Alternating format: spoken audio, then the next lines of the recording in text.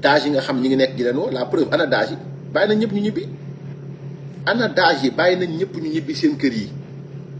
mais ñi ñu soxla au fait ce sont les ministres ñi ñu soxla au fait maanaam ku jege Macky Sall lañ soxlawuñu ay dage soxlawuñu ay ñuy woo ñaan joxe nañ caution ñibbi nañu non ñooñu dañuy dem toog seen kër ba heure àtte jot ñëw ñu àtte leen mais ministres yi lañ soxla au fait pourquoi parce que les dages ne sont pas politiques mettre en prison un directeur nu mu tudd sax un dage amul lu mu lay jural ci politique moo tax ñi ñu soxla pour yóbbu leen ci politique tëj leen mooy les ministres yoo xam dañoo servir ci régime président Macky Sall loolu pour lan la pour ternir la réputation de l'Alliance pour la République de son régime et du président Macky Sall et c'est ça le but de la manœuvre donc loolu mooy li nga xamante ni si la Ousmane Sonko di xëy suba ak ngoon ànd seeg procureur de la République ànd seeg procureur parquet financier et c'est ça le but de la manœuvre bu ngeen seetloo ni mu demee ci Cour des comptes Jeune Afrique génn ko démb génnul ci li ñu wax man mii bi may osé publier suma page le véritable rapport de la Cour des comptes am na ñu ma ne da nga dof ma ne leen c'est pour la vérité parce que quand on se bat pour la vérité on se bat pour la vérité mais tey bu ngeen xoolee Jeune Afrique bu ngeen xoolee dem na ba président bi nga xam ne mooy président Cour des comptes bi ba mu génnee li mu wax leer na du ñun ñoo saytu déedéet Cour des comptes saytuwul Cour des comptes nee na rapport bi ñu gouvernement bi jox lañ doon saytu Jeune Afrique nee na rapport boobu ba mu ñëwee sax ñoom maanaam ci biir Cour des comptes bëri na si ñoo xam ne ànduñu ci ça c'est Jeune Afrique te Jeune Afrique nee na ñoom téye nañ seen documents yi nga xam ne téye nañu bu fekkee du dëgg Ousmane Sonko gouvernement am nañ porté plainte Jeune Afrique et dinaa leen wax li nga xam ne moom la Jeune Afrique wax Jeune Afrique nee na au fait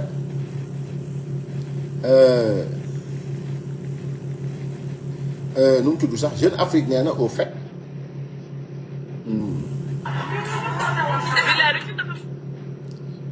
Jeune Afrique nee na ñii di ma envoyé conseil des ministres kii ki mu fal man sama yoon new ci barki Cheikhul Khadim man ki Jomaay fal ak ki mu folleeg c'est pas mon problème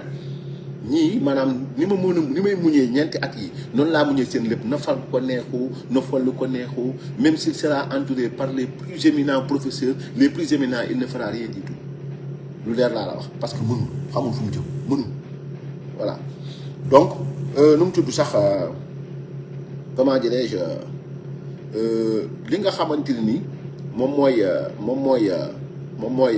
comment dire di Jeune Afrique wax Jeune Afrique nee na après une période d'accalmie la Cour des comptes pourrait de nouveau se retrouver au cœur de la tempête au Sénégal selon des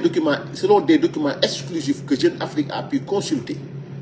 avant d'être dévoilé au grand public le 12 février le fameux rapport sur la situation des finances publiques du pays a fait l'objet de critiques acerbes en interne Jeune Afrique nee na Cour des comptes bii laata ñuy génn li nga xamante ni moom mooy rapport bi nga xamante ni mooy nu mu tudd sax rapport public bi nga xamante ni moom moo fi indi woon coow li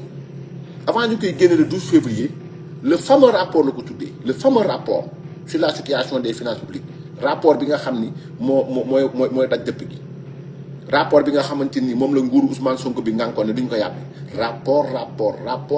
Al Amine Lo rapport nu mu tudd Cheikh Diba rapport Ousmane Sonko rapport El Malick Ndiaye rapport TikTok rapport Facebook rapport avant rapport ba le 12 février rapport et pourtant le doyen Madiambal Diagne avait alerté bu ngeen koy fàttaliku ci lan moo waral yéexaay bi nga xam ni rapport bi yéex na ko ñooñu génn tontu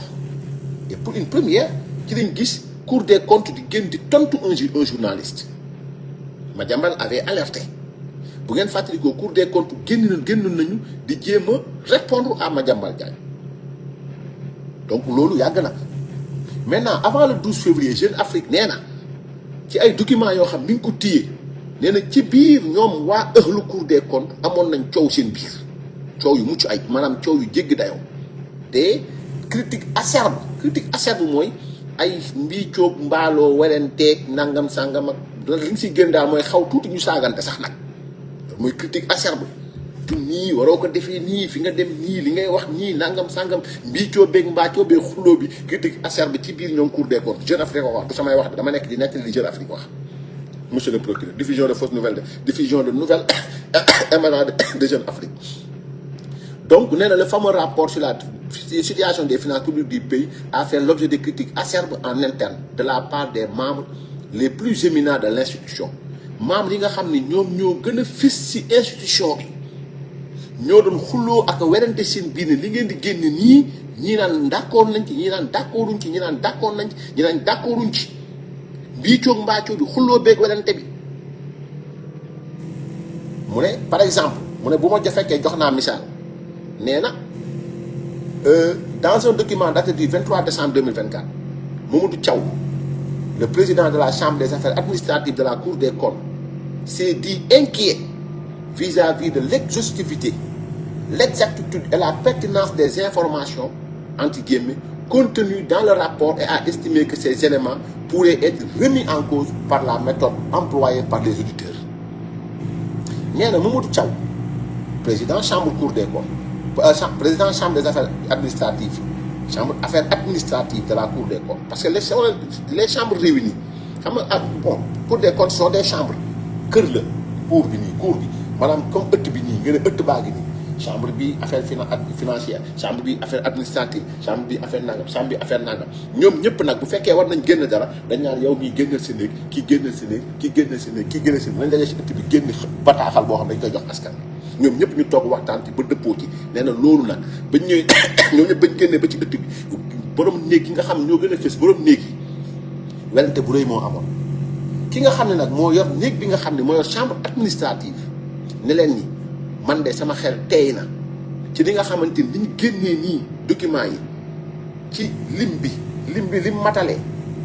ni mu leere nii ak la pertinence nee na xelam dalul ci li nga xamante ni mooy méthode yi nga xam ni ñi doon audité ñoom Massamba Dieng méthode yi utilisé moom wóoluwu ko il a été très clair. Jeune Afrique ko wax nee na Mamadou Thiaw président chambre bi nee na xelam dalul woon ci méthode bi nga xam ni moom la auditeurs yi ñoom Massamba Dieng ñii audité woon ngir génn rapport bi nga xam moom lañ jox public ba ñuy ñëwtee nguuru Macky Sall lii Jeune Afrique moo ko wax. mu ne pour mieux comprendre de quoi il est question il faut revenir au 26 septembre 2024 ce jour-là le premier ministre Ousmane Sonko et son ministre de l'économie Abdourahmane Sarr réunissent la presse pour présenter l'audit des finances publiques lancé 6 mois plus tôt au lendemain de l'investiture du président Bassirou Diomaye Faye.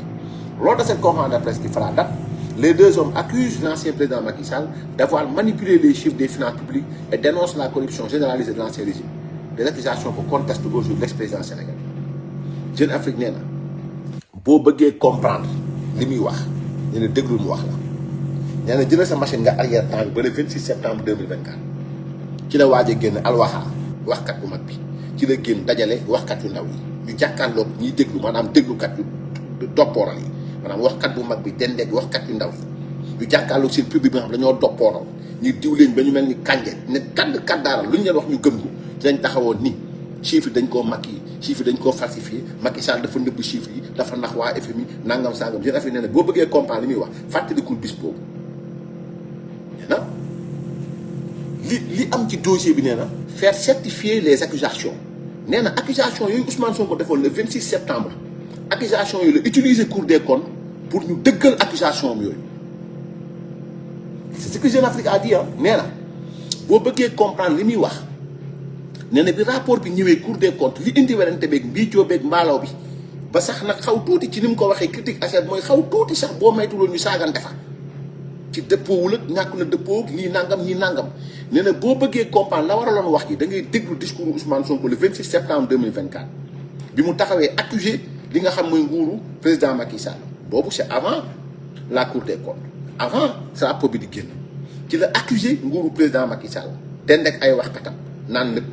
le régime du président Macky Sall a menti aux Sénégalais c'est toi qui as menti oui donc maintenant et consort donc wax li muy wax ba pare jël ay accusations nag jébbal ko Cour des comptes Jeune Afrique nee na ba mu ko jébbalee Cour des comptes rapport boobu noonu mu téye noonu c'était pour certifier les accusations c'était pas pour certifier des chiffres mais pour certifier les accusations mais dans le même temps le gouvernement demande à la Cour des comptes de se pencher sur cet audit des finances publiques conformément à la loi du 27 décembre 2012 portant sur le code de transparence des finances publiques en creux L'objectif est de faire certifier les accusations portées à l'encontre de la précédente administration par cette institution réputée comme indépendante. yi Jeune Afrique wax musiba la li Jeune Afrique wax musiba la et bu fekkee du dëgg gouvernement Sénégal nañu porter plainte Jeune Afrique ba nañu bàyyi Bah Diakhaté mi ñuy ñeme Abdou Nguer ñun daal ñun buusëb chroniqueur dañ ñoo ñeme yéen bu ngeen ñemee kay dem leen porter plainte Jeune Afrique procureur wala agent état bi wala nangam dem leen porter plainte Jeune Afrique parce que li mu wax nii moo gën a garaaw Jeune Afrique nee na Ousmane Sonko dafa toog accuser régime président Macky Sall utiliser une maanaam institution boo xam ni lañ ko xamee mooy mu nekk à équidistance tëddee njaaxaanaay moom la Ousmane Sonko yëkkati ci njaaxaanaayam tëddale ko wet ne ko del xool fi may xoole maanaam jiiñ naa leen mais fexeel ba yow li ma leen jiiñ na nga ko dëggal sa biir rapport yow nee na ñooñu tamit dem jëf ji na dem dëggali ji Ousmane Sonko ci jiiñ Macky Sall mais nekkul rapport boo xam ni Cour des comptes moo jóg ci boppam dem saytul boppam du rapport boobu Jeune Afrique nee na rapport Ousmane Sonko moo def rapport am accusé gouvernement Macky Sall utiliser Cour des comptes ngir Cour des comptes dëggal accusation yooyu ñu génn ko tuddee ko rapport Cour des comptes mais du rapport Cour des comptes mooy rapport la boo xam ne Cour des comptes moo ko def ngir dëggal rapport Ousmane Sonko c'est ce que Jeune Afrique a dit donc loolu leer na donc après avoir analysé leur projet de rapport ce dernier écrit dans un document en possession de Jeune Afrique qu'il a été demandé à la Chambre de commencer ses travaux par la vérification de la fiabilité des données contenues dans le rapport d'audit public par le gouvernement. Cela n'a pas été fait. C'est grave. nee nañu Jeune Afrique nee na document boo xamante ni Jeune Afrique nee na téye na ko nee na balaa ba gouvernement Ousmane Sonko jëlee rapport bi jébbal ko Cour des comptes ñoom Massamba Diagne mu jébbal leen ko ne leen lii laa gis lii laa accusé nguuru Macky Sall Jeune Afrique nee na dañoo wax ñoom président chambre yi am nañu génn ne leen balaa ngeen a dem di xool ji rapport Ousmane Sonko bi. Donc, après avoir analysé le projet de rapport, ce dernier écrit dans un document en possession de Jeune Afrique, qu'il a été demandé à la Chambre de commencer, balaa ngeen a dem xooli rapport Ousmane Sonko xool leen ndax chiffres yi mu leen jox dëgg la wala du dëgg kon ñoom xooluñu ndax chiffres yi ñu leen jox dëgg la wala du dëgg déedéet moo tax nee na fii cela n'a pas été fait ou bien si cela a été fait ce projet de rapport ne le reflète pas. Un peu plus loin, il observe encore que ce qui peut être retenu de tout cela est que les auditeurs ne sont pas en mesure de se déterminer sur l'existence ou non d'un surplus de financement aussi bien qu'en 2022 qu'en 2023. nee na ba ñu saytoo ba nuppi ñi doon auditer seen bopp ñoom seen bopp leeru leen ndax surplus financement am na wala amul ñoom seen bopp ñoom ñoo ko bind maanaam ci biir chambre bi c'est écrit noir sur blanc et ça c'est grave. donc ci noonu ñu jékki-jékki rek procureur financier fën lay fay moom ni sur la base de ce rapport là nee nañu dañ ci war a jël ay nguuru président Macky Sall ay ministres yoo xam ni au nom de ce faux rapport ce rapport farfelu boo xam kenn xamul fu mu bàyyeekoo fan la ñu dañ ci war a woo ay ministres Macky Sall pour déglu leen. Guy Marius Sagna moom gàddu naan ay xawma dañ ci war a def haute trahison fi mu nar a jugee dañ nar a perte wala si nafsi biyadihi fi mu nar a jugee dañ nar a perte parce que nag cet article de Jeune Afrique bi nga xam ni génn na ko wallahi azim trahison bi fu mu jógee war nañ ko xam parce que quand on est magistrat maanaam bu fekkoon ne magistrat bu fekkee ne magistrat nga tu dois être à équidistance par rapport ak prétention pour homme politique yi par rapport ak seeni accusation homme politique yi booy wax nga wax uniquement li la yoon wax nga wax ko ta nga yem fa. Et on attend de voir ce que le gouvernement de Ousmane Sonko va faire parce que lii Jeune Afrique wax bu fekkoon ne Bah Diakhaté moo ko wax bu fekkoon ne Abdou Nguer moo ko wax bu fekkoon ne Badara Gadiaga moo ko wax bu fekkoon ne Bachir Fofana moo ko wax bu fekkoon ne Ahmed Ndoye moo ko wax wala Ahmed Suzanne Camara moo ko wax bu fekkoon ne commissaire Cheikh Sadibou Keita moo ko wax bu fekkoon ne tonton Moustapha Diakhaté moo ko wax bu fekkoon ne kenn ci chroniqueurs yi nga xam ni ñooy wax bis bu nekk télé ñoo taxawoon wax ni ci biir Cour des comptes amoon na mbiicoog mbaaloo xuloo bu tar wallahi doo fanaan wala si nafsi biir yi doo fanaan commissaire Keita dafa ne Ousmane Sonko Diomaye Faye xuloo nañu ñu jël ko dóor ko mandat de dépôt institution 3 mois Tidiane Camara dafa ne day fen ñu jël ko doo ko mandat de dépôt 3 mois kii nu mu tudd sax comment dirais-je Abdou Nguer dafa ne dafa ne dañu war a def autopsie Badio Camara jël ko doo ko si institution 3 mois. Jeune Afrique nee na rapport Cour des comptes bii ngeen di lire di ŋawti am na ci biir président chambre yoo xam ne d'accorduñ ci rapport bi benn et les faits semblent confirmer Jeune Afrique parce que ci biir nee naa la rapport bi ñu jox Diomaye signé ko nombre magistrat yi fa nekk bokkul ak rapport bi génn ñu koy gis am na kenn ku manqué lu tax mu manqué benn ñaar mooy lan moo tax les chambres réunies ñoom ñëpp tooguñ ñu signé rapport bi kon am na la ca xew ñetteel bi mooy rapport bi ñu génnee c'est le rapport le plus attaqué de l'histoire administrative de la Cour des comptes kon bu fekkee li Jeune Afrique wax amul dañ ne gouvernement Sénégal dem porter plainte parce que c'est une accusation très grave donc lii la Jeune Afrique wax donc ñu jékki-jékki procureur financier moom fële nee na day topp ay nit pourquoi parce que sur la base de ce rapport on est dans quel pays et loolu noonu am noonu dafay lawaale ba ci CENTIF ñëw ba ci parquet financier ñëw ba ci pôle judiciaire financier bi dans son ensemble on dirait que la traque ne concerne que les hommes politiques je l'ai dit sànq ci benn laar ay xale man li ma jaaxal mooy jusqu'à présent ci traque bi man gisaguma benn inspecteur trésor bu ñu tëj gisaguma ko gisaguma benn inspecteur de domaine bu ñu tëj gisaguma ko ñi ñuy tëj mooy ay hommes politiques or les deniers publics ñan ñoo ko yor des inspecteurs yoo xam ni ce sont des agents assermentés les payeurs yi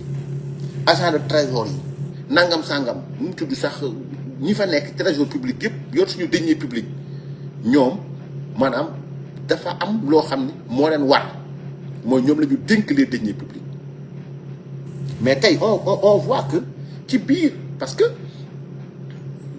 li may wax nii mooy alerter sur le fait que cette république ñu jël ko def ko république des agents des impôts et domaines parce que mënuma concevoir tey et j'aimerais poser une question à Ousmane Sonko ngeen dagg lii ngeen question moo koy poser de parce que dama déggoon ne BOA dañ fa tere ko tabax ku fa tabax